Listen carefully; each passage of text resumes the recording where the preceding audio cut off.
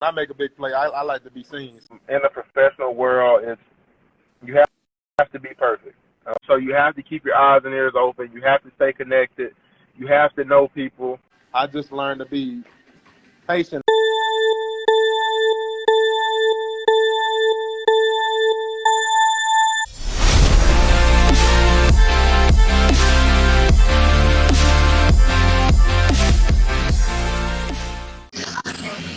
How's it going?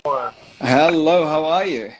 Pretty good. How about yourself? I am very well. Thank you for joining us. Let me introduce you to our audience, and it looks like you're giving us some real insights here. Let me introduce you to our audience. We are speaking to AJ Anderson, a 6'5", 300-pound defensive and offensive tackle, originally from Daphne, Alabama. Played for Texas College, Wyoming Mustangs, Jacksonville Sharks, has a vast experience. I'm super excited to have you on the show. Thank you for having me. Where do we catch you right now? I'm actually in the process of getting a haircut. I thought I was going to beat the time, but we're here. My great barber, everybody here, we're at the shop. Appreciate y'all having me on the show. Yes, it's looking like it's looking pretty fly. So before we delve into it, I want to also make sure that our audience understands and knows about your experience on the SPRTER app, where you're offering great experiences, get to know you better, as well as some limited edition signed pictures. So head over there, check out AJ's experience on the SPRTER app. But let's delve into it. How did you start playing football? How did it all come about? My brother, Ryan Anderson, he played football, and for me, I didn't have a choice. So my brother's 6'2", 250, and then I just grew. I was like 6 foot in middle school. So at that point, my mom was trying to keep me out of sports to protect me. And she was like, well, you already bigger than your brother, and he's in high school, so you don't have a choice, And if that wasn't enough, the coaches was knocking on my mom's door every day. So, trying to get me on the field. But I was a late bloomer. I didn't start playing football until I got in middle school. So oh, wow. I got friends that played football all their life, but I didn't start until I got in middle school. Oh, wow. And it looks like those coaches were absolutely right. Yeah. How did you convince your mom to be like, well, actually, let him play? I mean, my mama just wanted me to stay out the street. I grew up in a dangerous area, so the most important thing was, stay out of trouble. And my mom figured that if she can, have a place that she know where I'm at, then that'll protect me. So as long as I can be safe, that was the most important thing. And by the time I got to high school, she had me playing every sport. I did track, I did baseball, I did soccer. Everything that I can do to stay busy throughout the year so I'm not getting in trouble, that's what I did. So that was pretty much where my mom had me, and I went from there. That's fantastic. Normally we delve into deeper that, but I wanna check in on what does it mean, your hairstyle, your relationship with a barber, because it looks pretty fly. It looks like you're putting lots of effort into it. What does that mean to you? I mean, you look good, you play good. You feel good, and the most important thing, they pay good. Like to look good. Yeah, and they pay good. So I got the best barber in San Antonio. She makes sure I'm straight. I thank her. If everybody that's watching, y'all can tune in. I'm gonna put her in the. I'm gonna put a link in the bio. Y'all go follow her. Get cut up today. This in the greater San Antonio area. Greater San Antonio. That's a good live shout out. How often do you usually go? I probably try to go once, at least once a week or every 2 weeks, depending on how quick the hair growing back. Like I said, I just try to make sure I'm maintaining my look. I try to stay crisp and clean. So, like later on this week, I know tonight I got invited to go to 90 Proof. If y'all in San Antonio, y'all swing by 90 Proof, I should be there.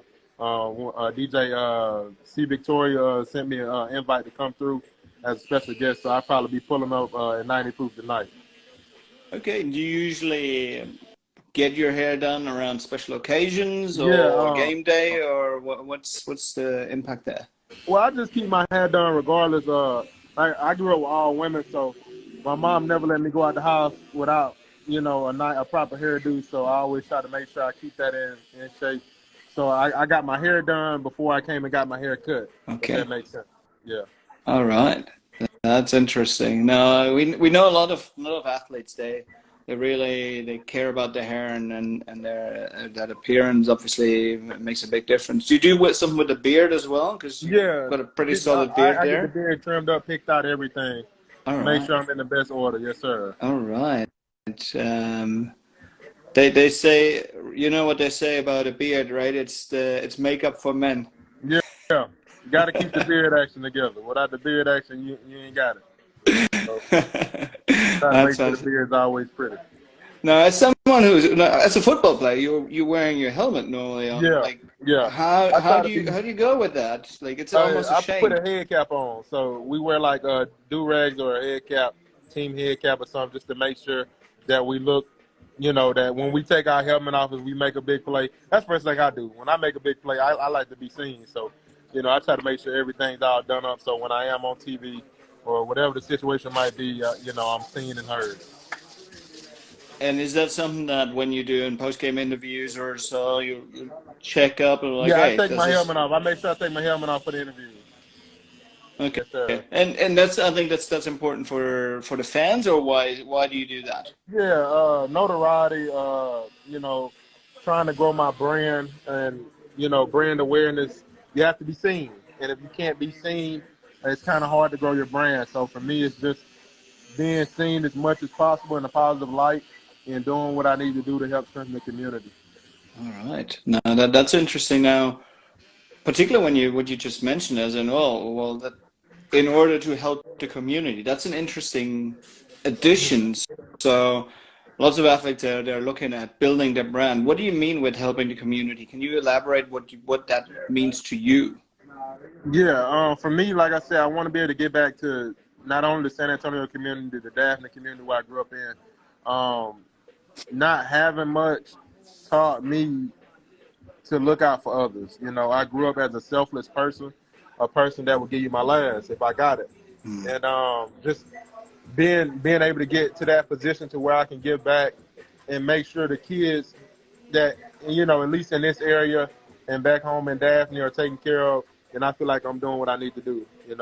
But like I said, it's a step at a time. It's a vision that I have, and I'm trying to get everything together with my social media manager and my market manager to make that happen. All right, that's a really, I mean, it's an exciting vision to have that as well as a great motivation to wanting to be involved with the community and giving back. Now, did you have any role models, or is there anyone you look up to or you follow along in their footsteps that you get Yeah, use as an example? I would say my uncle and my number one role model. He's a Marine. Once a Marine, always a Marine, and he just taught me more or less how to handle myself in public, how to be around other people, and have awareness of certain situations. And on top of that, it was just understanding situations. And Ray Lewis is one of my big motivational people as well. It's crazy because I played with his son in Wyoming, and we did some great things there. He's on the bigger and better things at this point. But yeah, I actually played with Ray Lewis III in Wyoming. It was a pleasure to run with. Okay.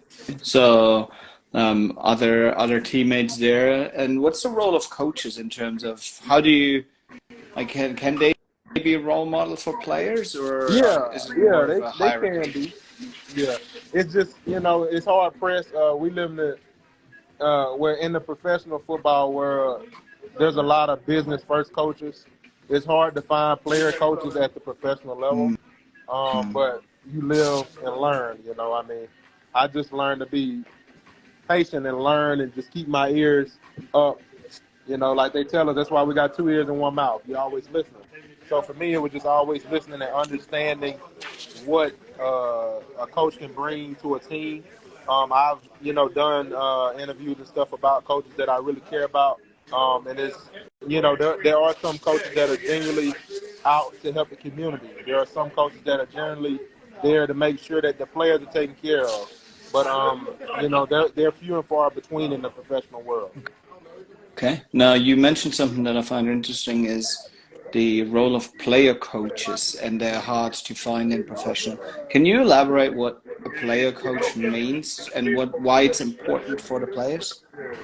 Yeah, player coaches in general, they're just the type of coaches that make sure the players have what they need.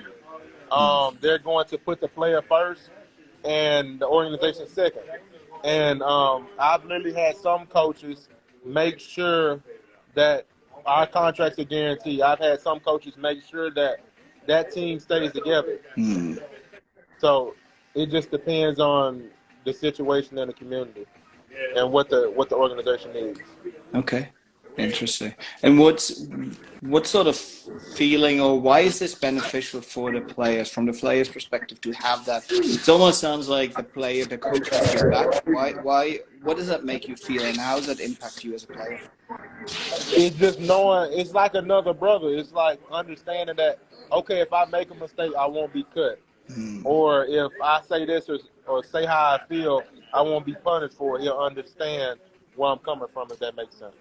It does. And does that have an impact on how you play as well? Yeah. I mean, if you're playing with a business first coach, he's more likely to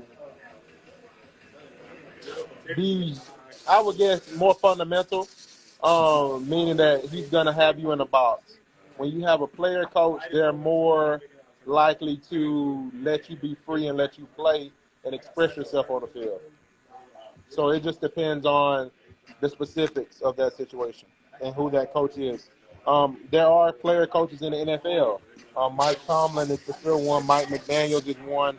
All these people make sure that they get what they need in that specific situation. It just depends on what that coach is all about. No, that's very interesting. Now, I see you're very close to the ceiling, as in 6'5", Yeah. 300 pounds. Obviously, a very impressive stature that you're at. Uh-huh. And I would assume that makes an impact in your daily life. How's your height and your physicality? How's that impacting your daily life? Not much. I mean, I'm still the same person. I try, more or less to just deal with it. I still have nice things. Only thing I know I can't do, I can't go to Six Flags. I can only ride one ride at Six Flags, so that's the only issue with my situation, I guess. Okay, well that's I think that's something that, in the grand scheme of life, probably not the worst part that could happen. Yeah. How is it when you travel on away games? Because 6'5" is large. Like, how are the beds impacting you? Because I would assume you get bigger beds, standard beds. How do Yeah, you they go give about us that? king. They make sure that we stay in a team hotel or something like that, that we're in, good sized beds. They make sure we get king size beds for the most part. Okay, so you then sleep on an angle? Is that? No, I I mean the guess. bed's like 8 foot long or 7 foot long, so I still have a little space. Okay. All right, that's good. Good to hear. Now you've played for lots of different teams, or a few teams, not lots, but you've played for quite a few teams here. How is it at the pro level? How would you compare the pro level to the college level, and what's the biggest differences? The speed of the game. In college, the game's a little slower. It's a lot less technical. And it's just, I would say, just to me, it was less stress.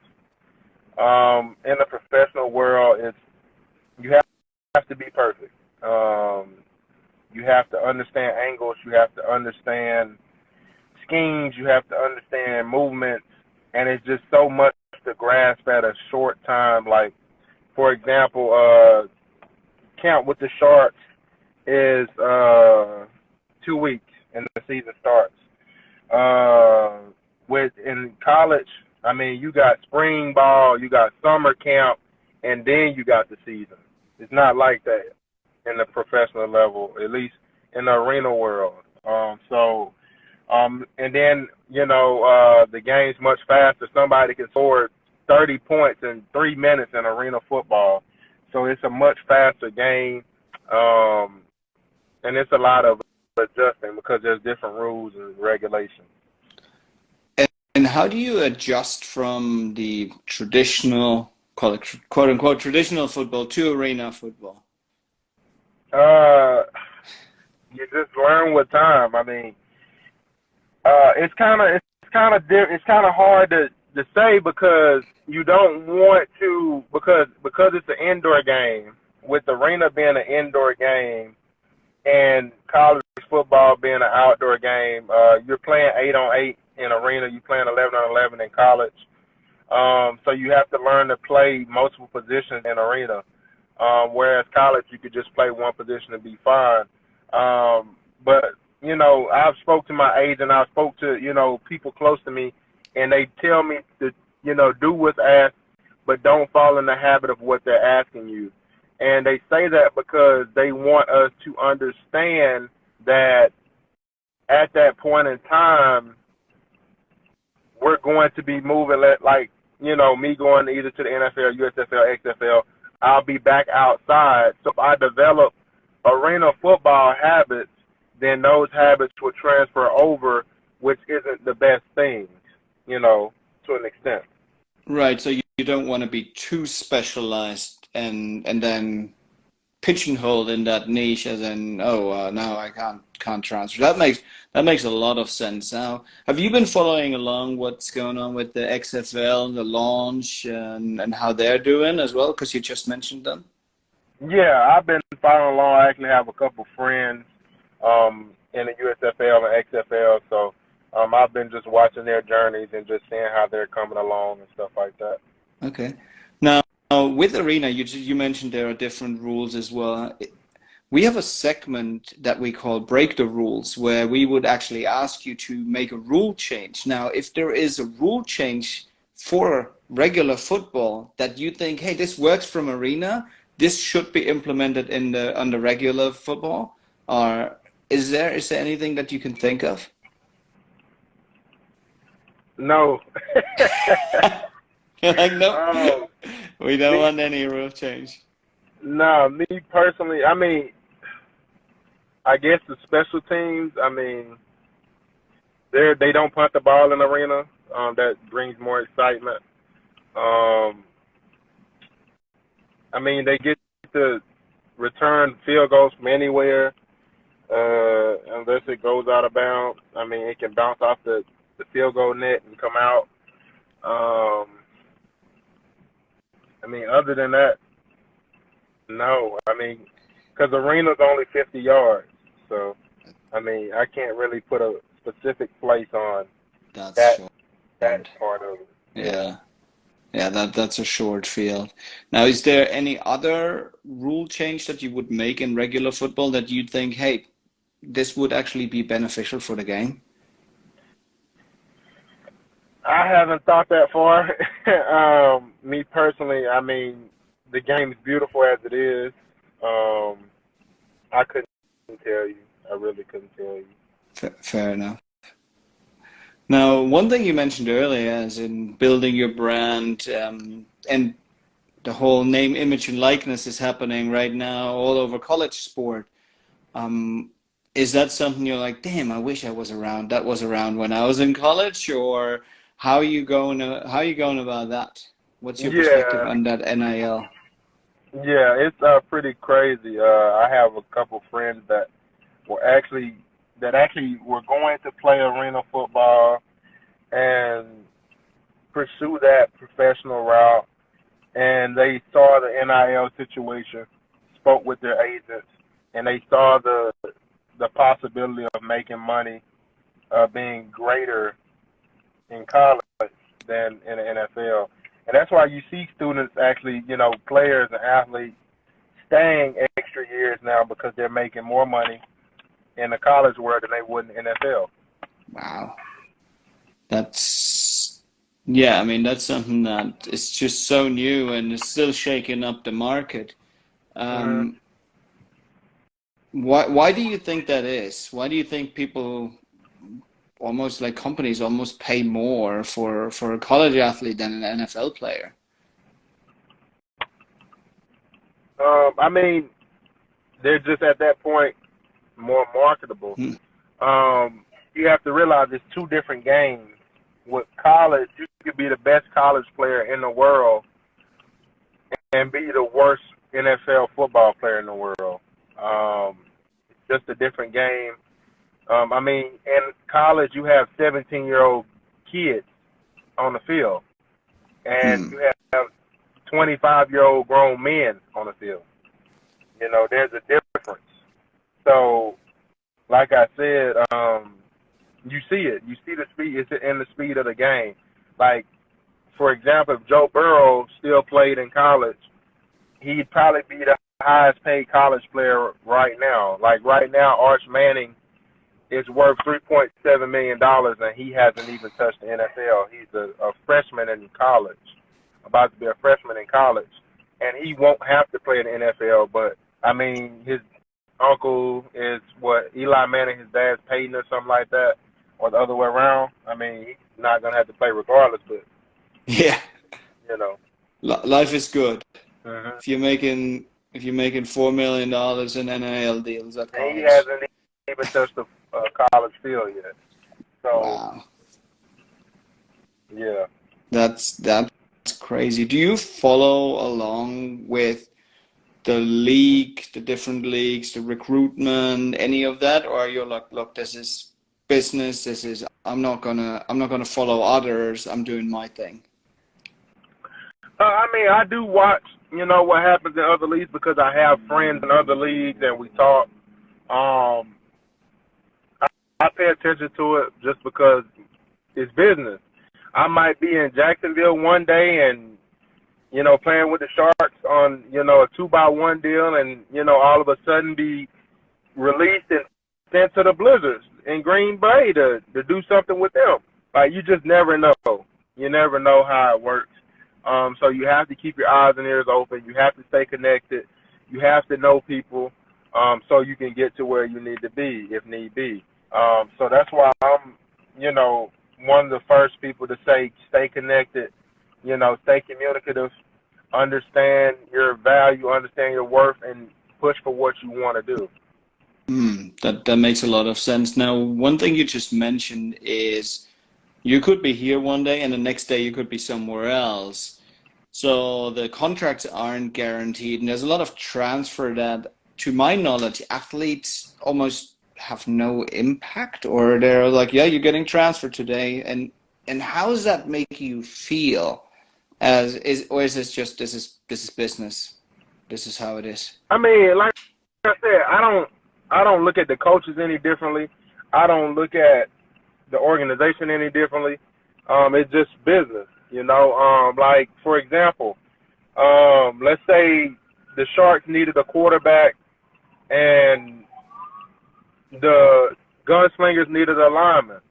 Let's say they traded me for Arvell Nelson. I mean, it's business. Business.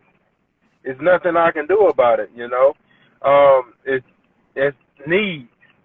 They need a quarterback.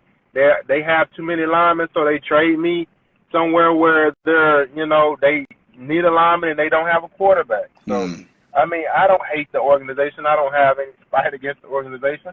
It's just fulfilling needs, within the confines of the league. So it's nothing I can say or do that's going to, change that. It's just being the best person that I can be while I'm in that situation and letting everything else, follow itself.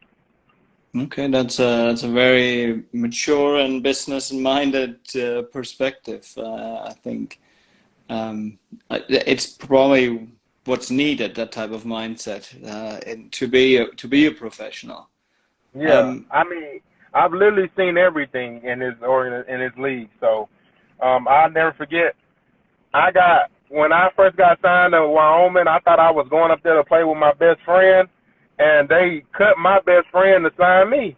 So, and it's like, what can you say? You know, I'm coming in the door, he's going out the door. I'm like, bro, where you going? He's like, bro, they cut me.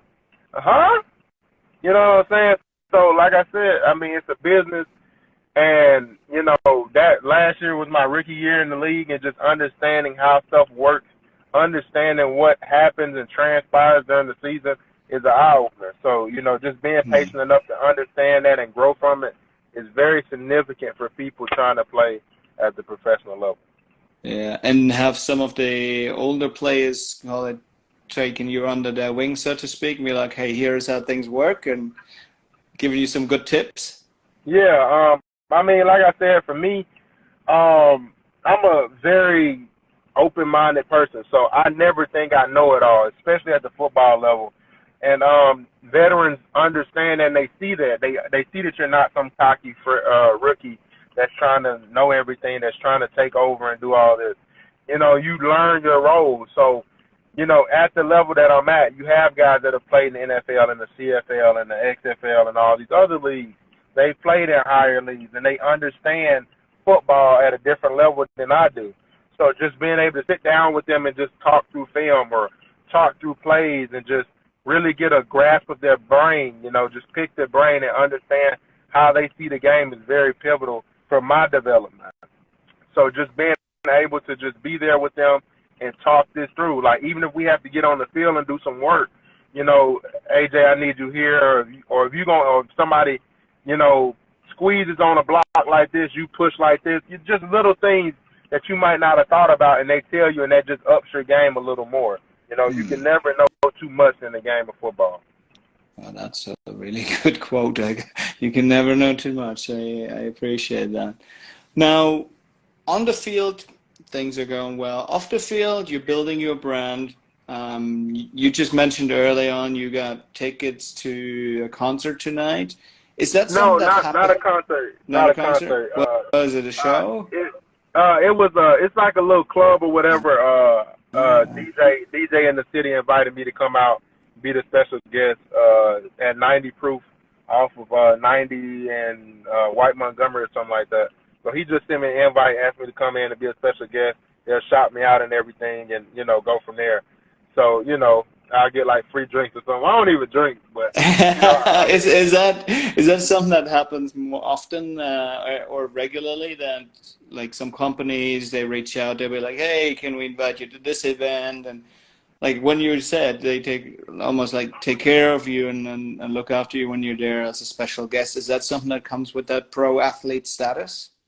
Yeah, I mean, I've gotten a fair amount of, you know, sponsorships and endorsements and stuff like that. In San Antonio, to be exact, I mean, I'm getting a decent amount of notoriety. You know, so I mean, it's just a day at a time. Ingratiating myself in the community is something that I'm really working on, trying to become one of the faces of the community. I know it's a day-by-day process. It's just handling yourself right, protecting your image, and just understanding your worth and not putting yourself in a position to where you can lose what you're working so hard for. Mm-hmm. Okay, yeah, that makes a lot of sense. Actually, one of our ambassadors is a veteran soccer player. So he's based in San Antonio as well, and he does a lot of community work. So I'll connect you two afterwards as well. I think I appreciate it. I think those connections are always helpful. So I'll make some introductions later on. I think particularly around that community impact. I think you got a lot of common interests there. So I want to be cognizant of your time. Even I mean, you were in you squeezed us in your barbershop. So I want to be cognizant of your time, but I won't let you go before I ask you two questions. Number one, what is the rest of 2023 holding for you? We're 3 months in, we've got 9 months to go. What are these 9 months going to do for you? Lord willing, I'm in the NFL. I know what it takes to get there. I understand the process that has to, I guess, happen for me to get there, and it's just understanding what's needed and putting in the time and having the health to get there. So I know I'd have to play a lot of football for that to happen, but I have faith in God, and I understand that this is a process, and I'm patient enough to let things play out. So I'm very optimistic about my career moving forward, and I'm just pushing and hoping for the best. All right. Good luck with that. Now, second part, if you have recommendations for the next generation of athletes, what is the number one thing you would recommend them to do, or many things? One thing for sure would be just continue to work on your craft. Don't let anyone tell you you can't be something. Don't let anyone tell you you can't do something. Focus on what's important. If you're trying to become a professional athlete, don't let anything distract you, whether it's women,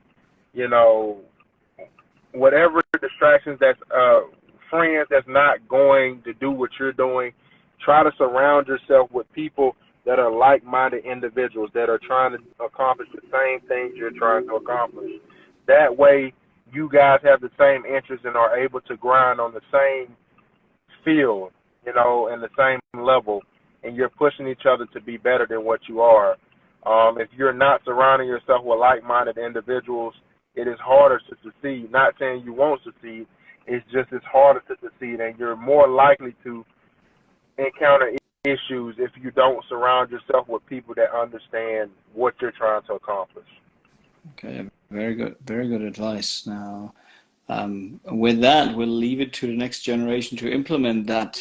We also want to make sure that all of our listeners are aware of your experience, store on the SPRTER app, and make sure to follow AJ along on all of the socials. We'll link you out, and we'll post this on Instagram, on the Reels. We'll also chop it up and have you on our YouTube channel, and sprinkle you in as we chop it up into small digestible bites over the next few months. Thank you so much for joining the SPRTER Podcast. Really enjoyed our conversation.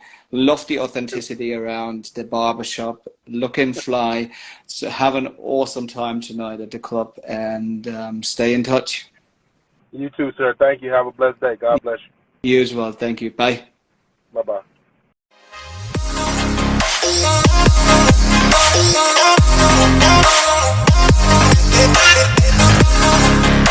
back.